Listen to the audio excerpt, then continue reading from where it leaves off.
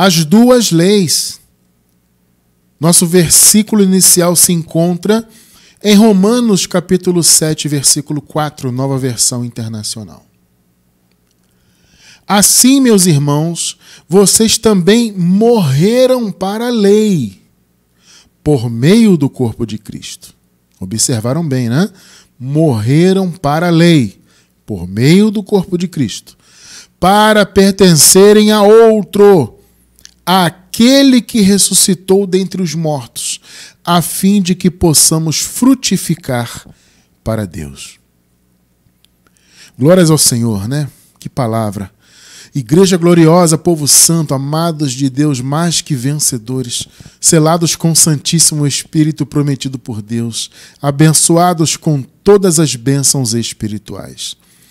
Meus amados irmãos, hoje eu quero falar desse tema importantíssimo. Esse é um entendimento fundamental para a nossa vida com Deus, principalmente para quem está começando agora na graça. É importante você entender que há duas leis. Para uma, nós já morremos. Vocês acabaram de ler aqui, né?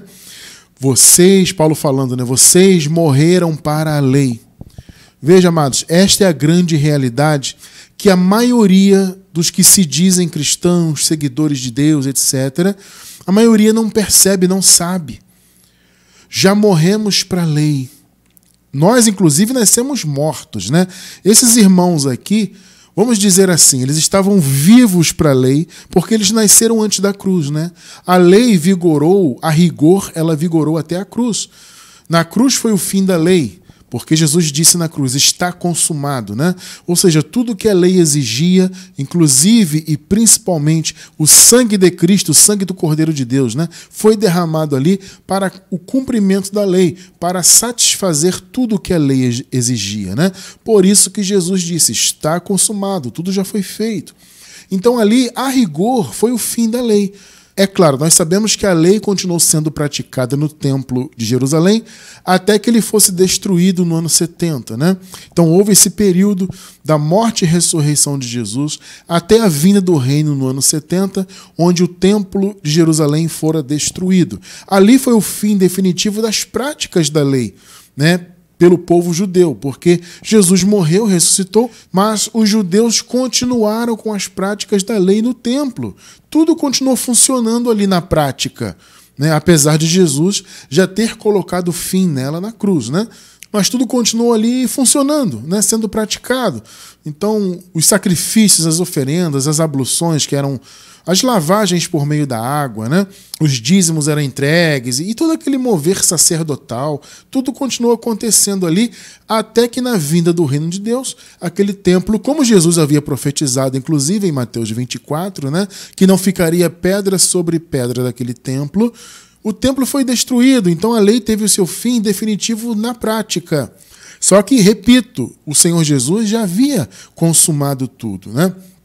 Então, aquelas pessoas da igreja primitiva haviam nascido ainda antes da cruz, antes de Jesus aniquilar e acabar com a lei, antes dele cumprir tudo, né? Antes dele dizer está consumado. Então aquelas pessoas, entre aspas, estavam vivas para a lei, tá bom? E veja, não eram só os judeus não, tá? Existe um equívoco, um raciocínio muito equivocado de que a lei dizia respeito apenas aos judeus. Veja, ela dizia respeito apenas aos judeus no que tange a questão do cumprimento dos mandamentos. Entende? A lei foi dada exclusivamente para os judeus no que tange o cumprimento dela, a observância. Então os judeus eram guiados, né, pela lei, eles eram conduzidos pela lei, não só do ponto de vista religioso, mas cívico também. Então, se você pensar somente nesse ponto de vista, claro, a lei foi só para eles. Só que a repercussão da lei foi para toda a humanidade. O apóstolo Paulo fala, escrevendo aos Romanos, né, no capítulo 3, versículo 9, ele diz que todos estavam debaixo do pecado, tanto gentios quanto judeus. O que Paulo disse, em outras palavras? Que a lei imputou o pecado em todos. Então veja, estar debaixo da lei tem dois raciocínios. Se você pensar no sentido do cumprimento dela, da observância, de ser guiado por ela, de fato somente os judeus receberam a lei de Moisés. Tá? Só que se você pensar do ponto de vista geral e do pecado e da imputação do pecado, a lei imputou o pecado em todos. Então veja, quando Jesus matou a lei, por assim dizer, né? Ele morreu na cruz, matou o velho homem, consequentemente cumpriu toda a lei, disse está consumado. Então ali ele acabou com o vigor da lei. Entende? A lei não precisava mais ser cumprida, ela continuou sendo cumprida pelos judeus por ignorância. Mas ali acabou. Então o pecado inclusive foi aniquilado. Quando você lê Hebreus capítulo 9, versículo 26, você vai ver a palavra falando claramente que o pecado foi aniquilado. Por quê? Porque a lei era a força do pecado. A lei que imputou o pecado, a lei que trazia a condenação do pecado, percebe? Quando Jesus, então, pôs fim ao vigor da lei, ele cumpriu tudo ali e disse está consumado, acabou todas as consequências da lei. Então, acabou ali a necessidade de se cumprir mandamentos e obras da lei e acabou também as repercussões da lei, as imputações da lei, a condenação. Isso para os eleitos, para os filhos de Deus. Né, para aqueles que foram predestinados por Deus antes da fundação do mundo a serem seus filhos. Por isso que o apóstolo Paulo falou aqui, vocês morreram para a lei. Então todos morreram para a lei, não só os judeus. Os judeus morreram em dois aspectos, né? Eles morreram para a lei tanto na questão de cumpri-la e observá-la e viver nela, quanto na questão do pecado que foi imputado. E os gentios morreram também, morreram no sentido do pecado. Porque o pecado foi retirado, como João disse, né? Eis o Cordeiro de Deus que tira o pecado do mundo. Jesus fez isso ao morrer na cruz e ressuscitar. Percebe o ponto? Só que o grande problema disso tudo, amados, é que as pessoas elas não têm a noção de que morreram para a lei. E como eu disse, nós já nascemos mortos para ela, né? Porque já nascemos depois da obra consumada. Nós nascemos depois da vinda do reino, da queda do templo, e principalmente também depois da cruz. Então já nascemos com a obra toda consumada. Então já nascemos mortos para ela. Aqueles irmãos morreram para ela, eles estavam vivos para a lei, entre aspas, ou seja, recebendo da lei toda aquela maldição, né? E aí morreram para ela e nós já nascemos mortos para ela. Só que as pessoas não sabem disso, as pessoas, a maioria está aí no sistema. E veja, uma coisa que eu sempre costumo dizer, amados, ninguém está debaixo da lei do ponto de vista cronológico. Perceba isso. Porque, mais uma vez, a lei acabou na cruz e, em definitivo, as suas práticas acabaram no ano 70 na queda do templo.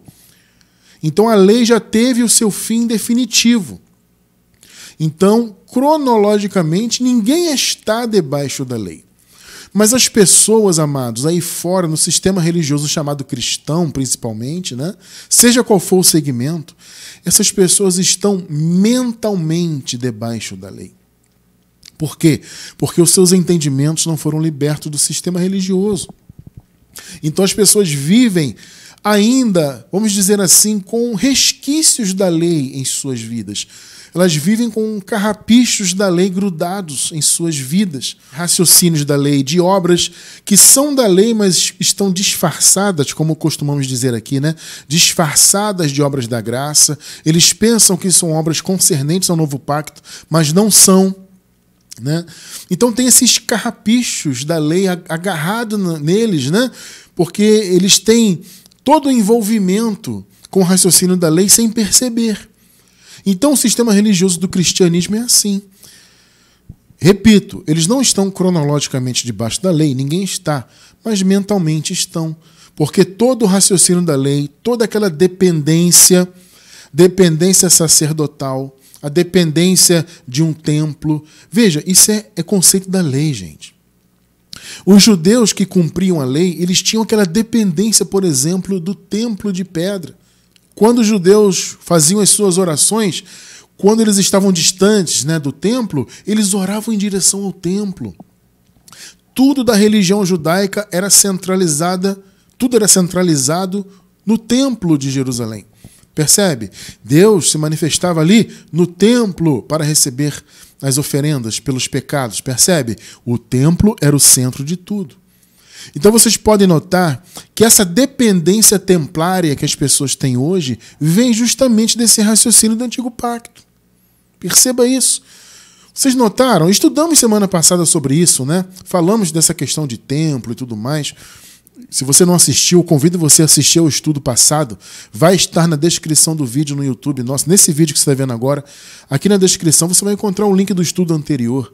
Falamos sobre isso, dessa dependência templária que as pessoas têm, porque elas acham que a igreja é o templo, entende? Ela não percebe que a igreja é ela mesma juntamente com as pessoas, né? Ou seja, a igreja é o conjunto dos filhos de Deus. São as pessoas. O templo são as pessoas. Não é um local construído por mãos humanas.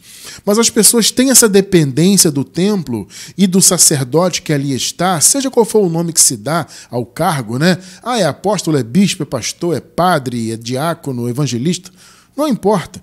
As pessoas têm aquela dependência daquele líder religioso, a dependência sacerdotal, como se aquele líder fosse uma espécie de ponte, né, entre Deus e as pessoas. Inclusive os católicos têm isso mesmo, né? O líder maior deles é chamado de pontífice. Pontífice é o quê? É uma ponte, é uma ligação.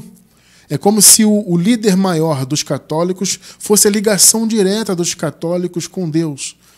Percebe? Tudo isso é um absurdo total. Tudo isso vem de quê? Do raciocínio do Antigo Pacto. Perceberam? As pessoas não estão no Antigo Pacto cronologicamente, de fato, mas mentalmente elas estão. Então essa dependência de cerimonialismos, por exemplo, né? Essa coisa de passar um óleo na cabeça. Ah, me unge aqui, pastor, passa um óleo na cabeça, preciso de uma bênção. Gente, esse óleo é o quê? Esse azeite, o óleo que se passa na cabeça das pessoas. É um símbolo do Espírito Santo. Antes do Antigo Pacto havia essa questão de unção com óleo, simbolizando a presença do Espírito. Gente, você não tem que simbolizar o Espírito, ele já habita em você. A obra já foi consumada, as bênçãos espirituais já foram concedidas. O Espírito Santo já habita na sua vida. Então você não tem que simbolizar, passar um óleo poderoso, um óleo ungido, sabe? Esse raciocínio vem de lá. A dependência de jejuar para ter poder. As pessoas não vivem assim hoje em dia. Ah, eu vou fazer um jejum para buscar poder, para ter mais comunhão com Deus, para ter mais intimidade. A pessoa faz um jejum, ela se sente mais espiritual. Isso vem da onde? Do Antigo Pacto. Vocês estão percebendo? Comer Santa Ceia na igreja. Santa Ceia nada mais é do que um resquício da Páscoa judaica. É uma lembrança da última Páscoa que Jesus fez. Então não deixa de ser a Páscoa, de certo modo. E as pessoas estão comendo e bebendo e achando que aquilo está trazendo comunhão para elas com Deus. Isso não é comunhão, isso é só cerimonialismo. Comer e beber na igreja não traz comunhão com ninguém, principalmente com Deus. Porque a verdadeira comunhão, como vimos no estudo passado, é a presença do Espírito Santo em nós. Todos nós estamos comungados em Cristo, reunidos nele. Mas as pessoas pensam que um cerimonialismo religioso, comer um pedacinho de pão da padaria e beber um suco maguari, isso traz comunhão. Isso é um absurdo total. Mas de onde vem isso? Do Antigo Pacto. Vocês estão percebendo o ponto? O Antigo Pacto tem sido referência para as pessoas, ainda que elas pensem que estão no Novo. E estão de fato, né? Só que elas pensam que estão no Novo, vivendo em resquícios do Antigo, envolvidas aí no sistema templário religioso. Quer ver um outro exemplo? O pecado. Amado, vamos lá. Pergunte para qualquer pessoa no meio do sistema, seja católico ou evangélico, não importa. Qualquer que seja o segmento. Pergunta se ele se vê como pecador. Sabe o que ele vai responder para você? Sim, eu sou pecador. Só que ele fala isso por quê? Porque ele não sabe que isso é um absurdo. Você, na nova aliança, se declarar pecador é pisar no sangue de Jesus. É negligenciar a graça de Deus. Vocês estão percebendo? É gravíssimo, mas as pessoas não percebem. Ah, irmão Cristiano, mas como assim não somos pecadores? Não, amados, não somos achados pecadores por Deus. Mas nós não temos falhas, irmão Cristiano. Sim, na carne todo mundo tem falha, mas Deus não nos enxerga como pecadores, porque Jesus já morreu para resolver isso. Ele morreu e ressuscitou. Quer entender essa questão do pecado? Vou deixar na descrição do vídeo uma playlist completa sobre o assunto pecado. Quer entender a visão da graça em relação à questão do pecado? Assista aos estudos dessa playlist, ela vai estar na descrição do vídeo no YouTube pela gravação. É fundamental você entender isso, principalmente você que está chegando agora na graça. Então esse raciocínio de ser pecador, ele vem de onde? Vem do Antigo Pacto. Então tudo vem do Antigo Pacto, gente. Todo esse raciocínio no sistema. Então eles dizem, não, estamos em Cristo. Não, eu prego a graça. Mas eles estão com o raciocínio do Antigo Pacto. Eu tenho dito isso já há um bom tempo, né? Hoje, praticamente todos os segmentos aí do sistema religioso diz que prega a graça. Eu já vi padre católico pregando ou dizendo, né, que está pregando a graça. E de fato, veja só, quando eu vi isso, ele de fato estava falando muitas coisas concernentes à graça. Isso aqui foi muito interessante. Isso tem muitos anos já, gente. Tem mais de 10 anos isso. Eu estava zapeando televisão. De repente eu encontrei ali um canal, desses tantos canais que existem, né? Tinha um padre ali falando. Dava para perceber que era um padre devido à sua vestimenta. E depois a câmera mostrou ali as pessoas ali, todo aquele conceito católico, as imagens. Então estava muito claro que era um padre, né? E ele pregava, ele falando, e com muita eloquência, falava muito bem e tudo mais. Ele falou várias coisas da graça. Várias coisas. Eu fiquei pelo menos uns 10 minutos assistindo aquele padre falar, e ele falando coisas muito concernentes à graça. E muito corretas. Só que depois, claro, ele escorregou e desandou tudo. Ele pregou a graça ali uns 10 minutos, depois ele despregou tudo que ele pregou, né? E é assim que esse povo vive. O sistema evangélico também. Atualmente tem um pastor aí muito famoso, que ele é cantor também, conhecido aí no Brasil e até fora do Brasil. Ele está pregando a graça e pregando contra a lei. Ele está muito ferrenho nisso ultimamente, né? Eu não acompanho, abençoados, mas sempre chega alguma filigrana, alguma coisa pelas redes sociais, né? Eu tenho observado isso. Esse pastor tem falado muito contra a lei, né? E falando da graça.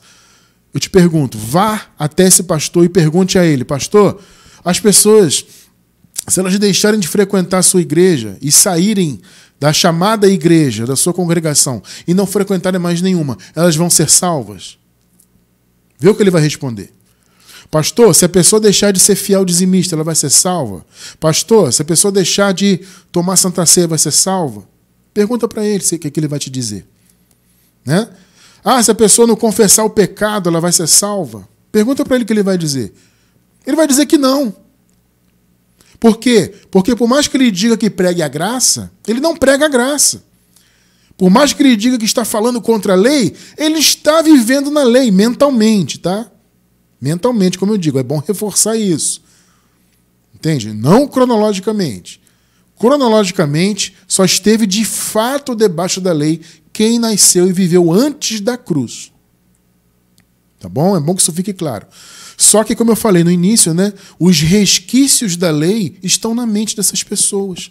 Então elas até podem dizer que estão pregando a graça, mas não estão. Então, alguma outra coisa elas acertam. De repente, se você pegar a pregação desse pastor, eu não assisti, né, eu vi só filigranas, ele falando aqui esporadicamente, mas se de repente você pegar uma mensagem, um estudo inteiro dele sobre isso, alguma coisa ele vai falar certa sobre a graça. Até porque o relógio quebrado ele funciona pelo menos 2 vezes ao dia, né? Então alguma coisa ele vai acertar da graça, mas não vive a graça. Por quê? Porque ele submete as pessoas ao cerimonialismo, aos jejuns, aos sacrifícios, à frequentação de templos feitos por mãos humanas. E por aí vai. Então é todo o raciocínio do Antigo Pacto impregnado. Entende? Só que veja, mais uma vez, como acabamos de ler, já morremos para a lei. Nascemos mortos para ela.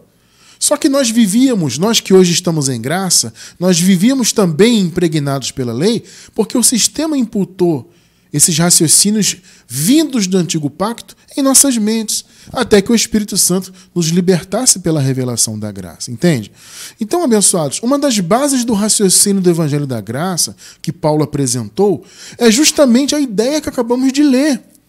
O povo de Deus morreu para a lei quando Cristo morreu na cruz.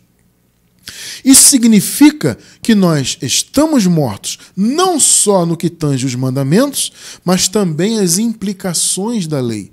Ou seja, tudo que a lei imputava, né? Condenação, pecado, morte, de tudo isso já fomos libertos. Percebe? Por quê?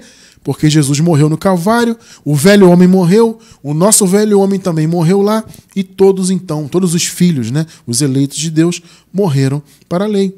E Paulo deixou então isso muito claro escrevendo aos Romanos, né? E ele também escreveu isso aos Gálatas. Porque, amados, veja bem, é muito importante esse raciocínio, porque a pessoa só consegue frutificar de fato para Deus quando ela entende que ela morreu para esses mandamentos. Enquanto você está envolvido com a lei em sua mente, em sua vida, em seu dia a dia, mesmo você achando que está em graça, tá? Quando você está envolvido com a lei, e a palavra diz, né, se você pratica uma obra da lei, você é obrigado a praticar todas. Então, quando você está envolvido com obras da lei, você não consegue frutificar para Deus de verdade. O seu fruto é fruto religioso. Você frutifica para um sistema humano, para uma convenção humana, para uma denominação religiosa. Você frutifica para o templo, não para Deus. Por isso que Paulo sempre alertou ali aqueles irmãos. Gente, vocês morreram para a lei. E só assim vocês vão frutificar. Só assim vocês vão viver para Deus. Observe ele falando aos Gálatas também. Gálatas 2, do 16 ao 21. Sabemos que o homem não é justificado pelas obras da lei. Não foi, no caso, porque já se cumpriu, né? Então o juízo já se cumpriu, tudo já se cumpriu. Então o homem não foi, claro, justificado pelas obras da lei, mas sim pela fé de Jesus Cristo, tá? Eu sempre faço essa correção aqui, amados, porque não há, nesse caso aqui, o conceito de fé em Jesus, tá? Ah, Cristiano, mas nós não cremos em Jesus? Sim, mas o nosso crer é uma consequência da fé dele, que foi a fé de Abraão. Perceba isso. A fé de Abraão se tornou a fé de Jesus e que se tornou a nossa fé, que veio dele. Então não foi a sua fé em... Veja, no texto em grego não tem fé em Jesus. Esse é o ponto. Entende? Então uma coisa é você crer em Jesus pela fé de Jesus em você. Isso é uma coisa. Outra coisa é a fé ser sua. Então essa tradução tradicional, inclusive a nova versão internacional que estamos lendo, que eu gosto, vocês sabem, né? Eu gosto bastante da nova versão internacional porque eu vejo ela como uma tradução bem equilibrada. Mas mesmo ela não corrigiu esse problema aqui. Até porque, amados, isso vai contra o que o sistema prega, né? O sistema religioso diz que nós temos fé por nós mesmos e que nós decidimos ter essa fé para aceitar Jesus. Por isso que eles traduzem como fé em Cristo, como se fosse uma fé minha que eu tive em Cristo. Não, é a fé de Cristo. Então, se as pessoas foram justificadas, e foram, os eleitos de Deus no caso, eles não foram justificados pela sua própria fé que eles decidiram ter em Cristo. Não há esse conceito no texto bíblico. Por isso que eu sempre coloco aqui entre parênteses, no caso, corrigindo, tá? Mas sim pela fé de Jesus Cristo. Tá bom? Veja, eu vou deixar na descrição do vídeo um estudo onde eu me aprofundo um pouquinho mais sobre essa questão.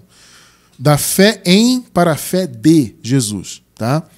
Então, se nós cremos em Cristo, e nós cremos, é porque foi a fé dele implantada em nós. Então, a justiça não é a sua fé que você decidiu ter. Foi a fé do próprio Senhor Jesus. E que redundou na sua fidelidade em cumprir a obra, né? Porque, no final das contas, a palavra fé no grego também significa fidelidade. Então a fé do Senhor Jesus redundou na sua fidelidade em cumprir a obra. E através disso, pela graça, o povo de Deus foi justificado. Por isso que é importante esse raciocínio. Não é fé em Jesus, mas a fé de Jesus. Muito bem, fecha parêntese, né? Sabemos que o homem não é justificado pelas obras da lei, mas sim pela fé de Jesus Cristo. Assim, nós cremos em Cristo.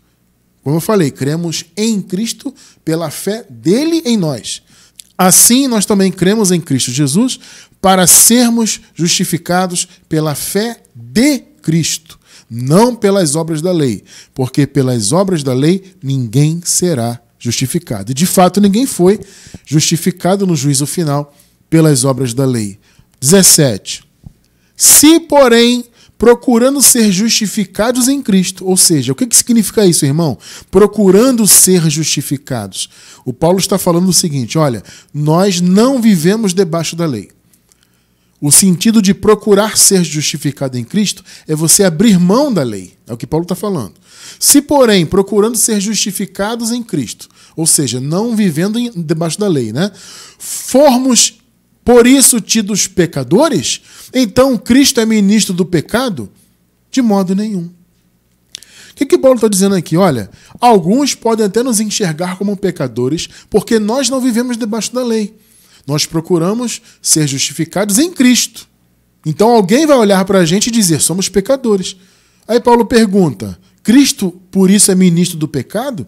Se alguém acha que eu sou pecador por eu não viver debaixo da lei, Cristo se tornou ministro do pecado? Entende? Em outras palavras, é isso que Paulo está falando. E ele diz, de modo nenhum. 18 e 19. Se reconstruo o que destruí, constituo a mim mesmo um transgressor. O Paulo está falando da lei. Porque, gente, o ministério de Paulo, a rigor, era destruir a lei. Destruir a lei, irmão cristiano, em que sentido? Na mente do povo de Deus. O ministério da graça é isso. Né? É retirar esses raciocínios do antigo pacto da mente do povo para que o povo possa viver a graça. Então Paulo fala, se eu reconstruo o que destruí, eu constituo a mim mesmo um transgressor. Se eu for apresentar a lei como um meio de a pessoa ser justificada, então eu mesmo sou um transgressor, porque eu não vivo debaixo da lei. Eu não vou reconstruir o que eu destruí. É isso que Paulo está falando, né? Ora, nós temos que viver a graça.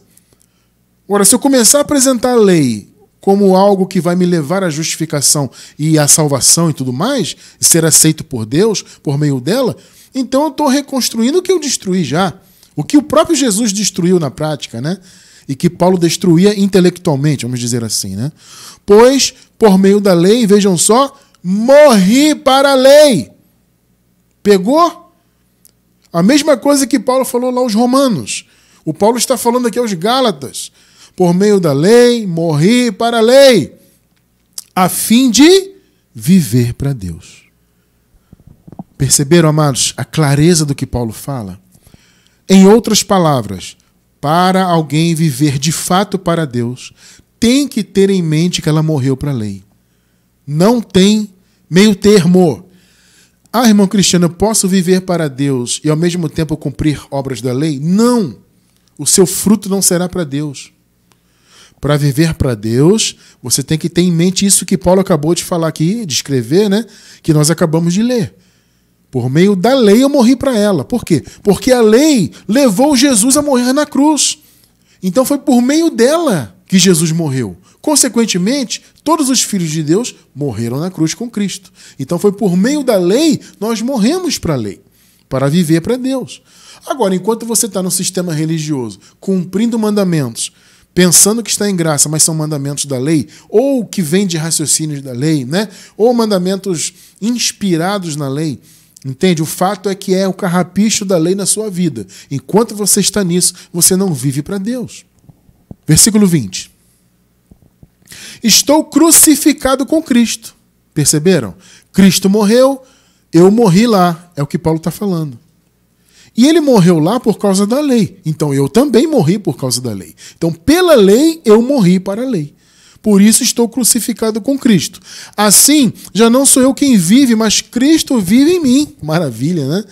A vida que agora vivo no corpo, vivo-a pela fé no Filho de Deus, que me amou e se entregou por mim. 21. Logo, né, não anulo a graça de Deus. Pois se a justiça vem pela lei, Cristo morreu em vão. Perceberam? As pessoas aí fora, gente, elas pensam que a justiça ainda virá, elas ainda serão eventualmente justificadas no futuro por meio da vida delas. Entende? Elas acham que vão chegar diante de Deus futuramente e vão apresentar a Deus obras religiosas. Olha só, Senhor, eu jejuei, eu paguei o preço, eu subi ao monte, eu tomei santa ceia, fui fiel dizimista, eu usei a roupa que o pastor mandou usar, que o padre, etc. Eu fiz isso e aquilo. Eu cumpri o cerimonialismo, Senhor, eu busquei o Espírito Santo, eu passei um óleo na cabeça. Percebe? Tudo do antigo pacto, né? E ela pensa que ela vai chegar diante de Deus e apresentar tudo isso para ser salva por meio disso. Gente, a maioria pensa isso aí. Não se engane, tá?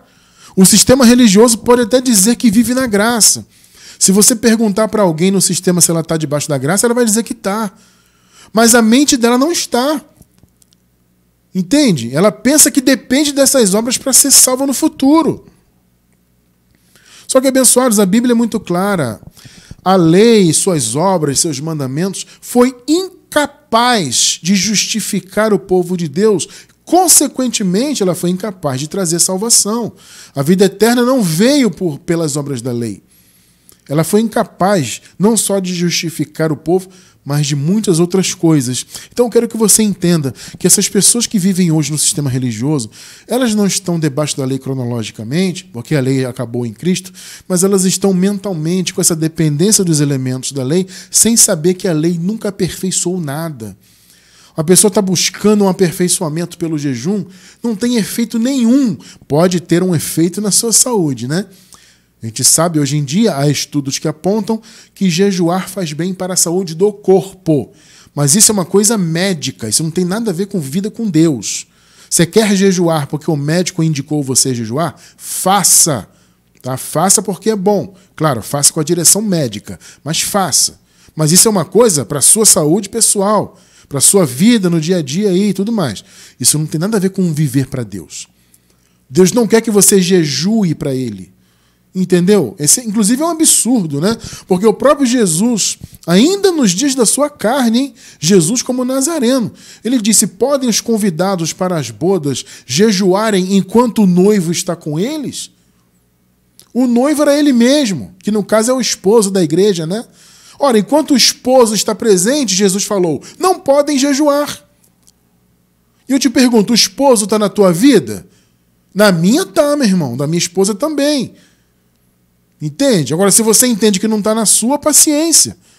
Agora, se o esposo está na sua, você vai jejuar, é uma afronta à presença do esposo. Entende? Nós temos estudos aí sobre isso no nosso canal. Mas as pessoas fazem um jejum aí fora, por quê? Porque elas estão com a mente no antigo pacto, influenciadas pelo antigo pacto.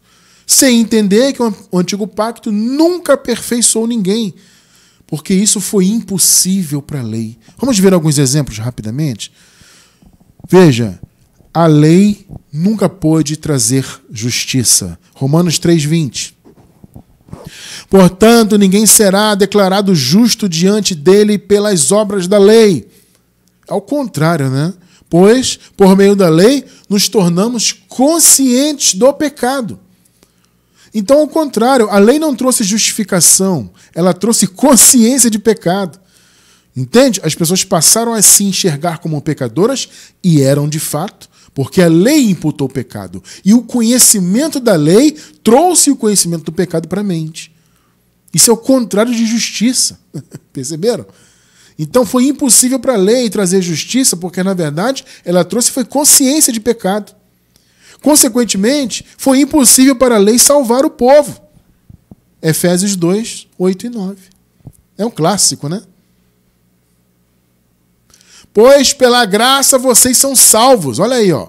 Pela graça vocês são salvos.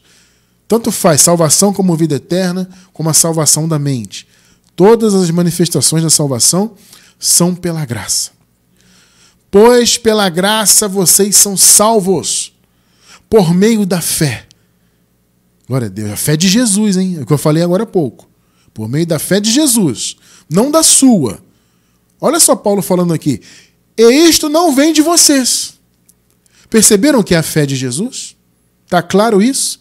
Essa tradução, a fé em Jesus, você foi salvo pela fé em Jesus, não tem na Bíblia isso, no texto em grego. É a fé de Jesus, a fé do Senhor Jesus. Entende? Então, nessa passagem aqui, isso fica muito claro, né? Pois pela graça vocês são salvos, por meio da fé de Jesus. E isto não vem de vocês. Então está muito claro. É dom de Deus, não por obras, para que ninguém se glorie. Mas o sistema religioso hoje segue acreditando e pregando que é por obras. Entende? Os padres católicos, por exemplo, eles falam isso até muito mais abertamente.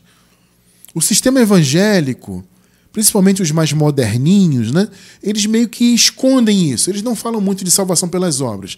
Porque eles dizem que é pela graça, mas só na teoria. Porque na prática tem que fazer a obra. Tem que frequentar o templo, tem que jejuar, tem que pagar o preço, tem que ser fiel dizimista, tem que tomar santa ceia, etc, etc, etc. Mas eles não falam abertamente. Já os católicos não, eles falam abertamente. Tem que fazer a obra, boa obra, né? O conceito de obra é fazer o bem e frequentar também a missa e cumprir os sacramentos e tudo mais. Uma junção disso tudo é que vai te salvar. Gente, o católico fala isso abertamente. Como é que eu sou salvo sendo católico? Frequente a missa, participe dos sacramentos, coma lá a Eucaristia, etc, etc. E faça boas obras. Entende? A junção disso vai trazer salvação para vocês. E o que você acabou de ler comigo na Bíblia, não por obras, para que ninguém se glorie. Não sou eu que estou falando, é a palavra. Outra coisa que a lei não fez, porque foi impossível para ela, purificar a consciência do povo de Deus. A consciência de pecado. Vocês podem notar, gente, devido à influência do Antigo Pacto, como eu falei no início, né, as pessoas até hoje têm a consciência de serem pecadoras. O que é um absurdo. Jesus morreu para aniquilar o pecado. Vou repetir o que João disse. Eis o Cordeiro de Deus que tira o pecado do mundo. Entende? Mundo, o sentido de mundo ali, é a totalidade dos eleitos de Deus. O Senhor retirou o pecado dos seus filhos. Só que as pessoas seguem tendo consciência de pecadoras. Por quê? Porque a mente delas está impregnada, as mentes, né, estão impregnadas pelo sistema religioso do Antigo Pacto. Então elas têm essa consciência de serem pecadoras. A mente está suja, a mente não foi limpa pela palavra. Entende? Então elas têm consciência de pecado. Ou seja, a consciência não foi purificada em relação à lei, em relação à imputação do pecado. Hebreus 9, do 12 ao 14. Vamos pontuar com a palavra, né? Não por meio de sangue de bodes e novilhos, ou seja, pelas oferendas lá da lei, né? Mas pelo seu próprio sangue. Ele, Jesus, né, entrou no lugar santíssimo de uma vez por todas e obteve eterna redenção. Veja, gente, de uma vez por todas. Coloquem sempre isso em suas mentes. De uma vez por todas. O que ele fez foi uma vez para sempre. Você não tem que fazer nada para ter redenção. Você não tem que pagar o preço, fazer isso e aquilo, cumprir obras da lei, cerimonialismos, ou mesmo fazer boas obras para você no futuro ter uma redenção. Não, ele já fez a obra. É aquilo que sempre dizemos aqui. As boas obras, elas são consequência dessa posição que temos. Elas não são a causa de nada. 13. Ora, se o sangue de bodes e touros, as cinzas de uma novilha espalhadas sobre os que estavam cerimonialmente impuros, os santificaram, de forma que se tornaram exteriormente puros, ou seja, uma purificação simbólica apenas, 14.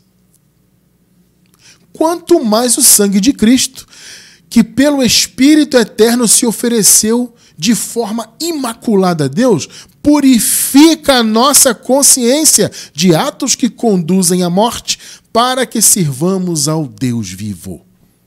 A consciência de pecado, pecado que levava à morte, né? A consciência do povo foi limpa pelo sangue do Senhor. Ou seja, as pessoas deixaram de se verem como pecadoras. Este era o ensinamento principal do apóstolo Paulo, ou uma das bases, né, do seu raciocínio. Vocês não têm que ter consciência de pecado. O Senhor aniquilou o pecado. Vocês estão livres, né? Paulo não disse que a escrita de dívida foi cancelada e pregada na cruz? Percebe? Esse é o raciocínio da graça, gente. Então você não pode ter consciência de pecador. Ah, irmão Cristiano, mas se eu cometo um pecado na carne, né? Eu erro o alvo, né? Como é o sentido literal da palavra pecado, né? Pecado significa errar o alvo. Ah, irmão Cristiano, se eu erro o alvo com a carne, você vai colher as consequências, Deus vai te corrigir pela palavra, se necessário até te açoitar, etc, etc. Mas você não tem que ter consciência de pecador diante de Deus, porque a consciência do povo de Deus já foi limpa. Agora, claro, você só vive isso se você conhece a graça, né? Outra coisa que a lei não pôde fazer, aperfeiçoar o povo. Hebreus 10, versículo 1. A lei é apenas uma sombra dos benefícios que virão, que no caso já vieram, né? Inclusive é uma outra canelada aqui da Nova Versão Internacional, porque na verdade uma melhor tradução é o seguinte, dos benefícios agora presentes. Existe uma versão em português que traduziu assim, eu não me lembro qual agora, né? Mas ela fala assim, os benefícios agora presentes. Por quê? Porque no texto em grego está futuro, né? Os benefícios futuros.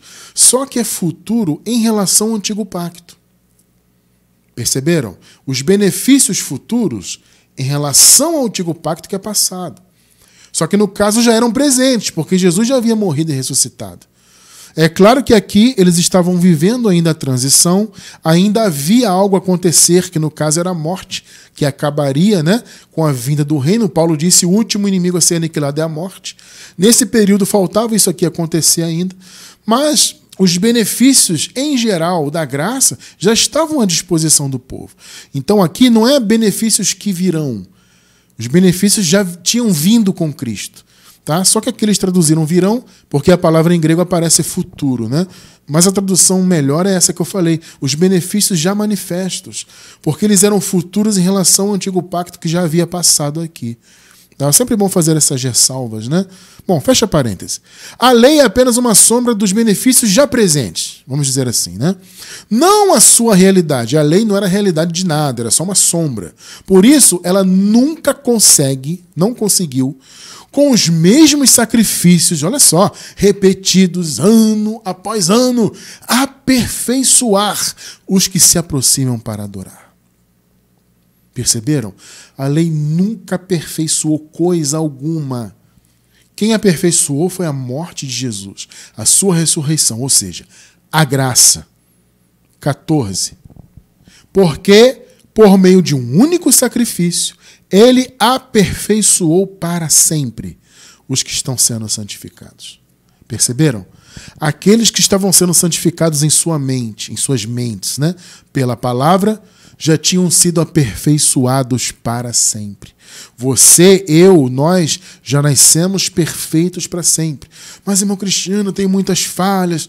Gente, todos temos falhas na carne, mas estamos falando de um aperfeiçoamento espiritual. O apóstolo Paulo, escrevendo aos Colossenses, no capítulo 2, versículo 10, ele diz, e estáis perfeitos nele. Ele está falando de aperfeiçoamento espiritual, ou seja, vocês estão completos em Cristo, perfeitos. Espiritualmente nada nos falta. Você vê, amados, a lei não pôde dar herança. Se nós dependêssemos da lei, jamais seríamos herdeiros das coisas de Deus. Se hoje você é herdeiro, é porque foi pela graça, foi pela fé de Abraão, que foi a fé do Senhor Jesus. Percebe? Romanos 4, do 13 ao 16. Não foi mediante a lei, viu? Não foi mediante a lei que Abraão e a sua descendência receberam a promessa de que ele seria herdeiro do mundo, mas mediante a justiça que vem da fé. 14 e 15. Pois, se os que vivem pela lei são herdeiros, a fé foi anulada e a promessa invalidada. Olha só, gente. Porque a lei produz a ira, mas onde não há lei, não há transgressão. Que coisa linda, né?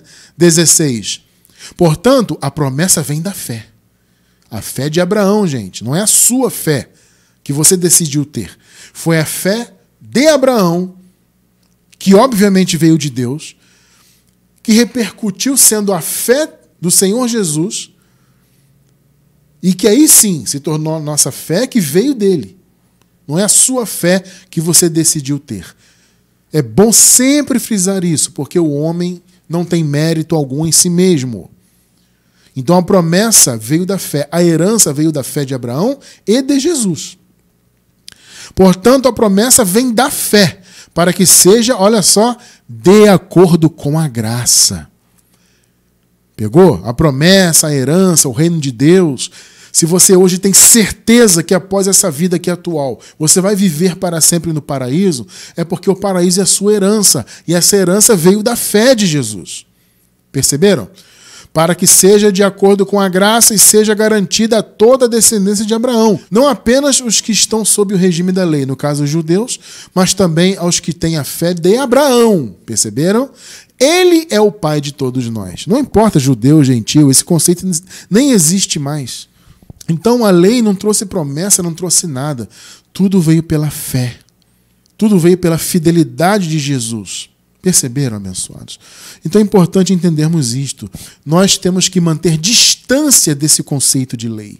Mantenha distância disso, amado. Sabe, o sistema religioso pode dizer que está na graça, mas eles estão vivendo na primeira lei. Só que são duas leis, nós temos que viver na segunda lei. Então mantenha-se longe, abençoado, do sistema religioso. Porque já existe uma lei superior à primeira lei. Só que antes de falar da segunda lei, vamos raciocinar o seguinte. É bom abrir esse parêntese, né? Aproveitar aqui o ensejo. Muitas pessoas se confundem quando leem, por exemplo, o capítulo 7 da carta aos Romanos, porque ali, em determinado momento, o apóstolo Paulo elogia a lei. Né? Ele diz que em seu íntimo ele tem prazer na lei. Ele diz que com a mente serve a lei de Deus. As pessoas se confundem, né? Como é que pode, irmão Cristiano, Paulo elogiar a lei? Ele vem batendo na lei, suas cartas falam sempre contra a lei. E ele fala que a lei é boa, ele elogia, né? Diz que tinha prazer na lei, que servia com a mente a lei de Deus. Por que Paulo fala isso? Bom, vamos lá. Primeiro que a lei, sim, tem aspectos bons. Se você pegar a lei no que tange à moral, os 10 mandamentos, em resumo, os 10 mandamentos, se você segui-los na moral, eles são bons. Ora, a lei não manda você honrar o seu pai e a sua mãe? A lei não diz para você não matar ninguém? Percebe? A lei não diz para você não cobiçar as coisas dos outros? Isso não são coisas boas? Então, a rigor, claro que a lei tem esses aspectos bons. Né? E um outro raciocínio que você tem que observar é que aqui Paulo, gente, está pisando em ovos. O Paulo, escrevendo aos Romanos, ele estava escrevendo a uma igreja que havia discussões até do que se podia comer ou não. Percebe? Havia essa infantilidade ali, porque havia gentios e judeus, gentios que não tinham costume nenhum e judeus que tinham costume, né? Então uns viam outros comer uma coisa que era proibida pela lei e as pessoas ficavam discutindo. Inclusive na carta aos Romanos, Paulo fala, gente, o reino de Deus não é comida nem bebida, mas é justiça, paz e alegria no Espírito. Porque as pessoas viviam discutindo se devia comer isso ou aquilo ou não, e reparando aquele que comia, aquele que bebia isso e aquilo. Então, gente, veja, o Paulo está falando da lei, você pode observar, nós lemos no primeiro versículo de hoje, Romanos 7,4, Paulo deixa claro, vocês morreram para a lei, e ele vem batendo na lei. Só que tem um momento que ele dá aquela aliviada, né? Ele, bom, vamos pegar leve aqui, por causa da infantilidade de alguns. Então ele fala, gente, eu tenho prazer na lei, com a mente eu sirvo a lei. Mas veja, você vai ver já já que lei que de fato que Paulo seguia. Então aqui eu enxergo isso, para mim é muito claro, né? Uma estratégia de Paulo para minimizar toda aquela pancada que ele estava dando, por assim dizer, na lei, né? Então Paulo tinha que falar a sua verdade? Claro que sim.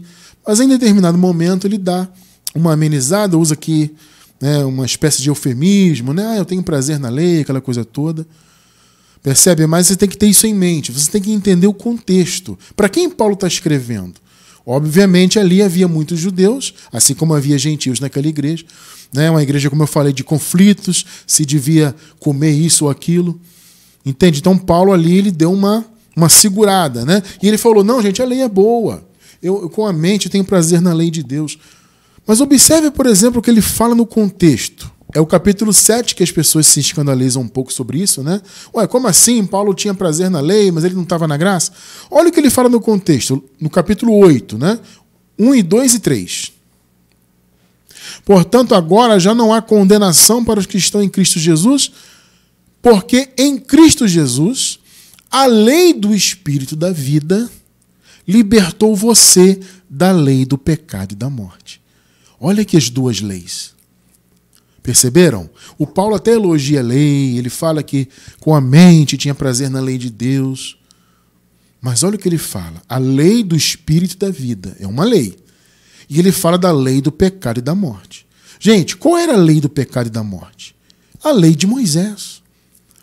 Paulo, escrevendo aos Coríntios, ele não falou que a lei era um ministério de morte e de condenação? Só que ele apresenta uma outra, a lei do Espírito da vida. Essa lei do Espírito da vida libertou o povo da lei do pecado e da morte. 3. Porque aquilo que a lei era incapaz de fazer. Perceberam? Incapaz. É aquilo que nós lemos agora há pouco, né? Tudo que a lei foi incapaz de fazer veio pela graça, pela fé. Visto que estava enfraquecida pela carne. Deus o fez enviando o seu próprio Filho em semelhança à carne pecaminosa, como oferta pelo pecado, assim condenou o pecado na carne. Então o pecado foi condenado porque Cristo se manifestou em carne e morreu na cruz para matar a carne. Perceberam? Pôs fim à lei, pôs fim ao pecado. Então, gente, o fato de Paulo elogiar a lei, dizer que com a mente tinha prazer na lei, entenda, gente, você tem que raciocinar, ver o contexto, para que ele está escrevendo, por que Paulo está pisando em ovos ali, elogiando a lei, percebe? Agora observe a lei a que Paulo estava submetido e que nós também estamos. 1 Coríntios 9, do 19 ao 21. Porque, embora seja livre de todos, fiz-me escravo de todos, a fim de ganhar o maior número possível de pessoas. 20.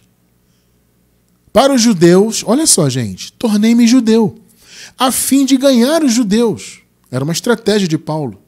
Para os que estão debaixo da lei, tornei-me alguém como se estivesse sujeito à lei. Agora veja, embora eu mesmo não esteja debaixo da lei.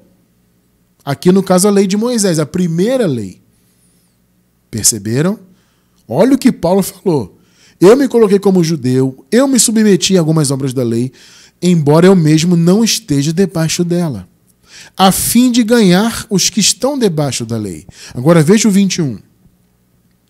Para os que estão sem lei, no caso os gentios, né, tornei-me sem lei, embora não esteja livre da lei de Deus, olha só, mas sim sob a lei de Cristo. Perceberam? As duas leis são essas. A lei de Moisés, a primeira lei, e a lei de Cristo. A lei do Espírito da vida. A lei de Cristo. Nós estamos sob ela, meus irmãos. Você não tem que se preocupar com obras de lei, ficar cumprindo mandamentos nas chamadas igrejas, porque você está sob a lei de Cristo, sob a direção de Cristo. Perceberam? Essa é a lei que Paulo estava submetido. Então ele deixou claro, olha, ainda que eu tenha praticado aí obras da lei, eu fiz isso para ganhar os que estavam debaixo da lei. Mas eu mesmo não estou debaixo dela. Agora veja, eu não estou livre da lei de Deus, eu estou sob a lei de Cristo. Então a lei de Deus, na nova aliança, é a lei de Cristo, não de Moisés. Perceberam o raciocínio de Paulo? Então, amados, nós estamos sob a lei de Cristo. Não lei de Moisés, não Antigo Pacto. Então, amado, se até hoje, você que está assistindo esse estudo, ainda vive sob a influência do Antigo Pacto, saia disso, amado. Deus está te dando uma grandiosa oportunidade para você se libertar do sistema religioso templário, cheio de cerimonialismos, cheio de campanhas e correntes, e passa óleo na cabeça, e sacrifica, e jejua, e santa ceia, e joelho no pó, e se aquilo. Deus está te libertando disso agora. Está libertando a sua mente disso agora. Porque você viu que a lei, o Antigo Pacto, foi incapaz de justificar, incapaz de limpar a consciência das pessoas em relação à mente de pecado, né? Em relação a essa consciência de ser pecador. A lei não pôde fazer isso. A lei sequer trouxe herança. A herança veio pela fé de Abraão, que se tornou clara a fé e a fidelidade de Jesus. E isso sim trouxe a justiça. Então, nós estamos sob a lei de Cristo. Não se escandalize quando você lê Paulo elogiando a lei. A lei, como eu falei, tinha aspectos bons em sua moral, obviamente. Mas você não precisa seguir a letra da lei. Você já tem a direção de Cristo. Você é guiado pelo Espírito. Essa é a lei de Cristo. É a lei do amor. Qual é a lei de Cristo? É a lei do amor. É a lei da paciência. É a lei da longanimidade, da bondade. É o fruto do Espírito. Isso é a lei de Cristo. É isso que te guia. Você não precisa de mandamentos. Até porque, amados, Jesus veio para acabar com os mandamentos da lei. Entende? Você não precisa de templo construído por mãos humanas, porque Jesus veio para acabar com esse conceito. A sua vinda no seu reino nos anos 70 destruiu o templo de Jerusalém. Acabou com esse conceito templário. O que Jesus deixou claro? A adoração é em espírito e em verdade. Não é em um local geográfico específico. É em espírito e em verdade. Então essa dependência templária, esse raciocínio de que Deus só se manifesta no templo XYZ, ou que você precisa de um sacerdote assim assado, isso caiu por terra há séculos. Só que o raciocínio religioso não deixa as pessoas viverem a lei de Cristo. Então a lei de Cristo nos libertou da morte eterna, libertou aqueles irmãos do pecado, né? Eles haviam nascido debaixo do pecado antes da lei. Então a lei de Cristo, a lei do Espírito da vida, libertou aqueles irmãos da lei do pecado e da morte. Entende?